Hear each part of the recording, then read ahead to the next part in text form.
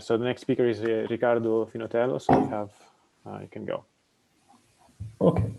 So, well, first of all, thank you for the opportunity to present my work here today. And differently from previous talks, I would like to give you some insights on algebraic geometry and string theory from a different perspective. And in particular, I will show you some recent advancements in machine learning and artificial intelligence applied to string theory. And in this, I will be morally together with a super collaborator who is now at MIT.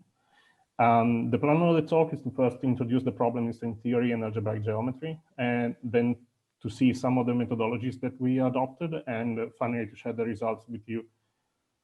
Well, the problem in string theory, as Chiara has already told you, is the fact that superstring theory is, of course, defined in 10 dimensions. So we recover 4-dimensional physics, the physics that we see at LHC, for example. We recover it through compactification in a 6-dimensional space, the internal space, which, however, cannot be completely arbitrary. It has to satisfy some strong requirements. So, for example, it has to break most of the supersymmetry, and also it should contain the standard model algebra inside its spectrum.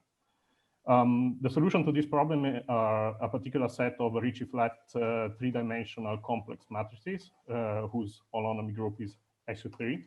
And of course, I'm talking about compact Calabi-Yau manifolds in this, for which we do not know any metric, so we cannot directly apply Kaluza-Klein reduction to compactify the theory. And for this, we usually resort to the study of topological invariants to infer some 4-dimensional properties. In the rest of the talk, I will specifically deal with the computation of the complex dimension of the cohomologies of the Calabi-Yau manifolds, which are called the Hodge numbers. Of all the ways that we have to build Calabi-Yaus, I will specifically focus on a particular set of Calabi-Yaus, and in particular, all those Calabi-Yaus that are built through an intersection of hypersurfaces in projective space. These are called intersection Calabi-Yaus. And from the topological point of view, these are defined through a configuration matrix of integer entries connected to the degree of the homogeneous equation that are used for the definition. The way they are introduced, of course, is not completely arbitrary. They have to satisfy all the requirements previously said. For example, the dimension of the Calabi-Yaus should be, of course, a 3-dimensional complex space, and the first Chern class of the matrix should be correctly vanishing. In this sense, we study, the idea is therefore to use this configuration matrix to compute the Hodge numbers for, to study possibly some kind of phenomenology of string in the complete intersection Calabi-Yau manifolds. The manifolds are, the intersection is complete in the sense that the configuration matrix is non-degenerate. These are a good starting point for investigation of models using artificial intelligence, because they are completely classified, at least in 3 dimensions. We have slightly less than 8,000 complete intersection Calabi-Yaus that were computed in the 80s using top-of-the-class computing power at CERN. And the idea is to reproduce very different distribution of the Hodge numbers, H11 and H21, the only 2 numbers which can be different from 0, 1. And well, the task is therefore to build a map from a matrix space to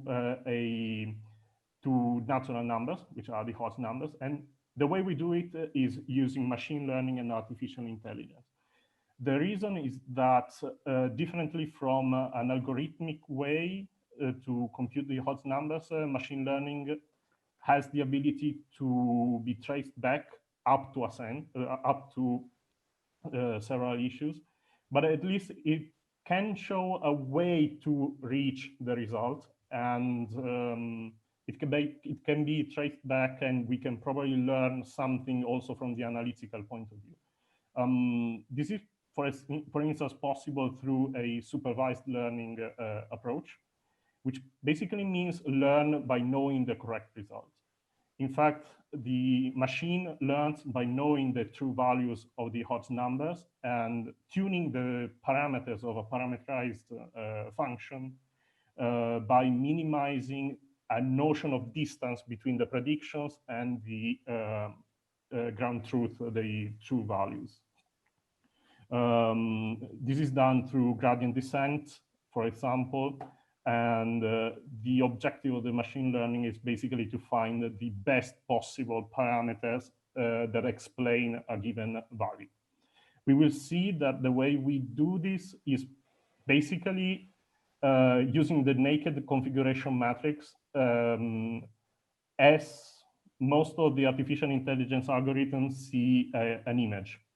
So basically, we will reproduce the Hodge numbers the same way Google can recognize a cat from a dog inside a picture. This is because of all the classes of function approximators that we use, we start by studying the neural networks.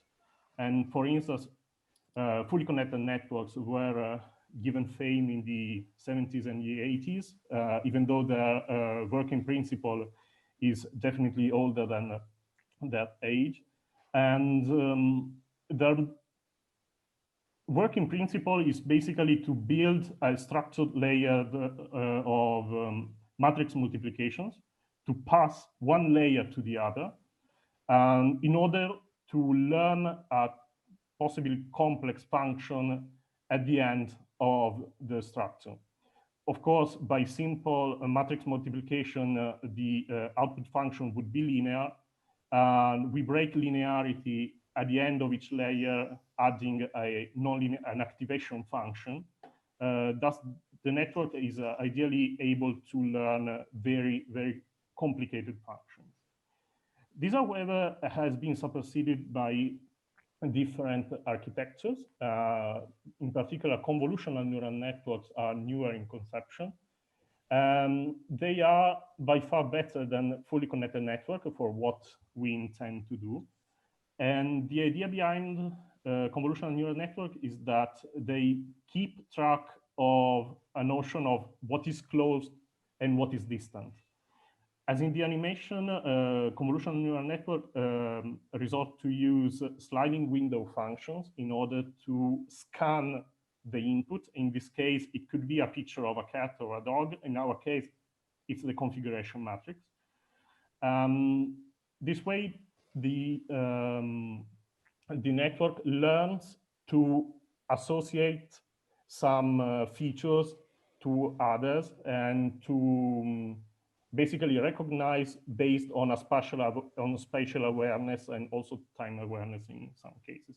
Also, since it's not really matrix multiplication, we can do this with a lot less tunable parameters by the network. Using this framework, we were actually inspired by the work of in Google for very recent advancements in object recognition and computer vision tasks. And we introduced a new architecture for the neural network. And this particular neural network is composed of 3 different moduli, not the same moduli as the previous talks, but of 3 concatenation modules, or Inception modules, as Google called them. And their role is basically to scan concurrently 2 different sliding window functions, one over the projective spaces and one over the equations. The idea behind the model is to learn some new representation of the configuration matrix, which merges knowledge on the projective spaces and the equations in a new way in order to be able to compute the Hodge numbers effectively. And also notice that with respect to previous attempts using a fully connected network, we basically cut 1 order of magnitude the number of parameters used by the network, which in this case is actually quite small. The results are encouraging in the sense that here you can see in the first column the results obtained using a fully connected network. This was the previous best result up to our work with Aaron. In the second column, you can see what happens when we apply the same, when we apply a convolutional neural network in the classical sense to the configuration matrix. And in the third column, you can see what happens when we apply our architecture based on the Inception neural network. What you see here is the result by just feeding 30% of the 8,000 matrices that we've seen before. But just look at what happens when I increase the number of configuration matrices to 80%. And what we see is that the fully connected network has increased in accuracy, even though not dramatically. And in fact, we were also able to show that 77% is not really distant from 65% of accuracy we reached using a linear model. After some data analysis and some feature engineering. The convolutional neural network has improved a lot, at least on H11, which means that the convolutional neural networks are really dependent on the number of data that we give them for training. This is a subtle point, but nonetheless, the accuracy is already higher. While, for example, the Inception neural network already improved an already good result. So basically moving from 97% in accuracy to almost perfect accuracies, reaching 99 to almost perfect accuracy. The network is also extremely stable, also to predict H21, which was usually overlooked by previous algorithms. And even though I completely agree that 50% is not a reliable accuracy for predictions, this has to be compared to previous results, which put this to 8–9% of accuracy. In comparison with other algorithms, in fact, for H11, we can see that the Inception network has already completely is better than all other algorithms, both classical algorithms like linear models or support vector machines, but also all other kinds of neural network. This, we believe, could be because the Inception neural network using several different convolutions is more similar to what we might do when analyzing directly the configuration matrix. In fact, it looks for more features and more linked variables inside the configuration matrix. In conclusion, of course, our approach is not analytical, but we didn't actually program a specific algorithm to compute these. In fact, we relied on how the machine looks at the configuration matrix and what it can tell us from just taking a look. In fact, the configuration matrix given as a space of integer numbers is the same as giving the machine a black and white picture. So the message of the talk is that deep learning, we just proved that it can also be used for reliable predictions. And in fact, we reached almost 100% of accuracy, at least on H11.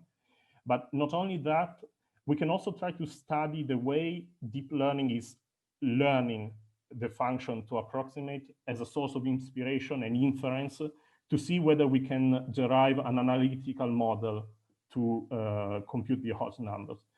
Moreover, convolutional neural networks have a lot of unexpressed potential in physics. This is actually the first time they were introduced in theoretical physics with this accuracy, at least to our knowledge.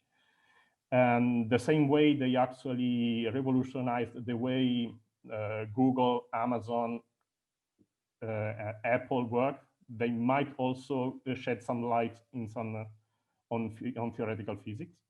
And also the thing that I find most appealing is the fact that it's also it's a topic at the intersection of mathematics, physics, and computer science. And of course, this From this, we can learn a lot. And of course, the story doesn't end here, so we might be able to improve our present accuracy on H21 from the computational point of view.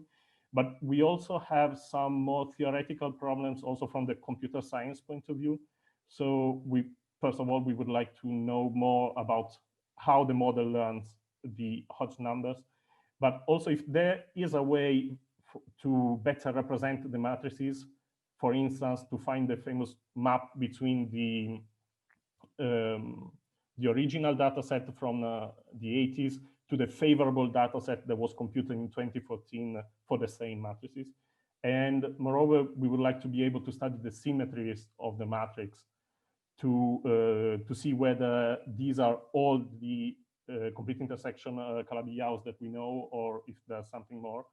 And as a theoretical physicist, of course, this might be our best choice, or even the only choice that we have to explore the ever annoying problem of the string landscape. And with this, I thank you for the attention. Thank you for your interesting talk. Are there any questions for Riccardo? Can I ask a question? Sure. So, okay, nice talk. You said various times that giving to the machine the configuration matrix is similar to giving black and white picture. And this is how Google distinguish between cat and dog and so on. So, but if I take a configuration matrix and I permute the rows or the columns, or even if I do ineffective splitting, I will define exactly the same manifold. So imagine to take two, at the level of the picture, this cat will be very different now if you start permuting the rows and columns. So is your program stable under that? If I give two different configuration matrix where I completely permuted rows and columns, do I get the same answer? So after a first exploration that we did, yes, in a sense. So if we permute this, the algorithm is stable enough. However, this might not be true for Calabi-Yau fourfolds, for example, where the matrices are a bit more complex and also there are more matrices to be learned. And in fact, we are looking for that. And our best idea for now would be, for example, to take a look at a graph representation of the matrix where all the symmetry under permutation and exchange of rows and columns is actually encoded in graph. So yes, what you suggest is a problem, of course. And we are not sure whether Calabi-Yau three-fourths are just simple enough to learn or if there's something more.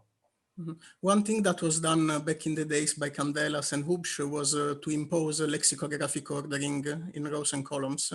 So that might help you maybe also for the fourfold. Also, our guess by looking at the filters and at how the machine is learning is that in the data set, there's already some kind of ordering, and that might be actually the case. So can I just ask you, is there a simple explanation of why is H21 much harder than H11? One very simple explanation is that if you take a look at the distribution of H21, it's definitely far from being either a Gaussian distribution or a Poissonian distribution, and it also has a very different scale from H11. And in general, that actually is hard for a machine to learn.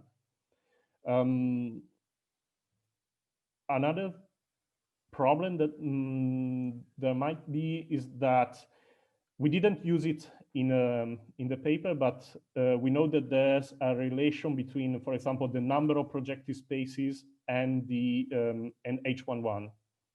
So in a favorable embedding, basically the H11 equals the number of projective spaces. There is no such relation for H21. So the function that the machine is trying to approximate for H1 might be too complicated with respect to H11. I see. And one way to solve that could be, for example, trying to have a deeper architecture. So instead of just 3 concatenation modules, maybe 6, 7, 10, I don't know. Problem is, I was doing all these on my laptop, the same laptop I'm presenting right now, and it was already pushing it to a limit. Okay, thank you very much.